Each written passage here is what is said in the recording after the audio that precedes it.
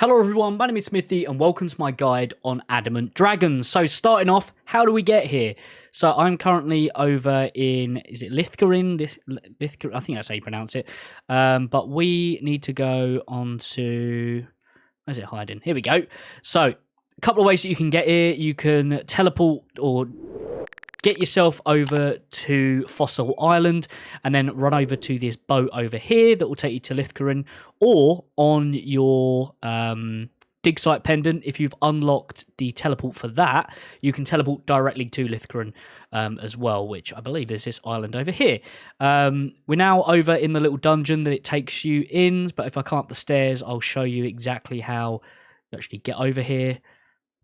So the teleport drops you over here by this boat. You run your way down, come up these stairs here, and then drop down this staircase. Just to point out as well, you do need Dragon Slayer 2 completed to actually start doing Adamant Dragons. So just bear that in mind if you haven't done that yet. But we're going to run down the staircase. We're going to enter these broken doors just here. And as we go in, I'll take you through the gear setup. So, important things, stab weapon. I will put in the description as well a link to the wiki that gives you kind of a breakdown of the starting gear all the way up to best in slots. But I'm using the Fire Cape, the Rancor, Rada's Blessing, Bando's Chestplate, Dragonfire Shield or Anti-Dragon Shield, Oath Legs, Ferocious Gloves, Primordial Boots, Berserker Ring, and of course a Slayer Helm. This is like, some of these items are best in slot here. You do not need this level of gear to start doing Adamant Dragons. Obviously, you're going to have reduced trips if you've got slightly worse gear, but that's all part of it, right?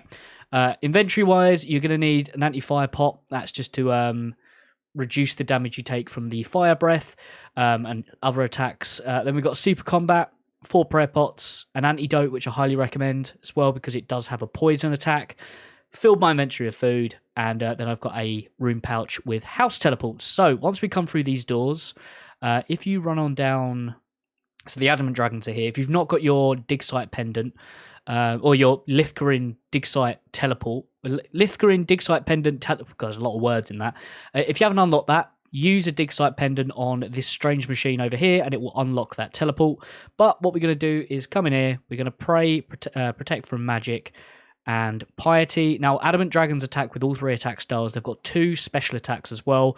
One of them will spit out like a little green blob that is kind of like a rain effect. Also, make sure you pot up as well. Don't be silly like me. It's like a rain effect that it will hit the ground and splash out.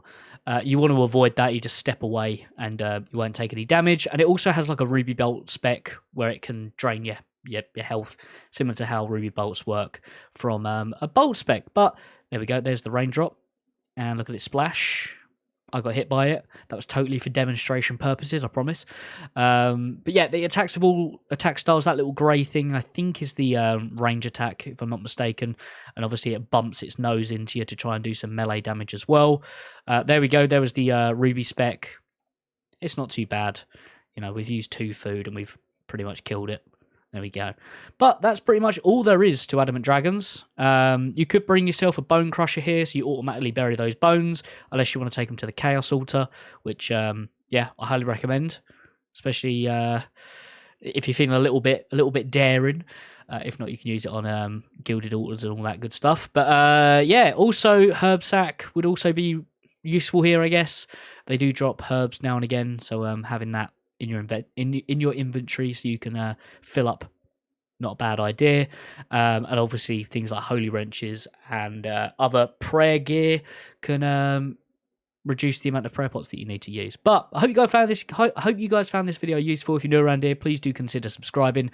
Drop a like.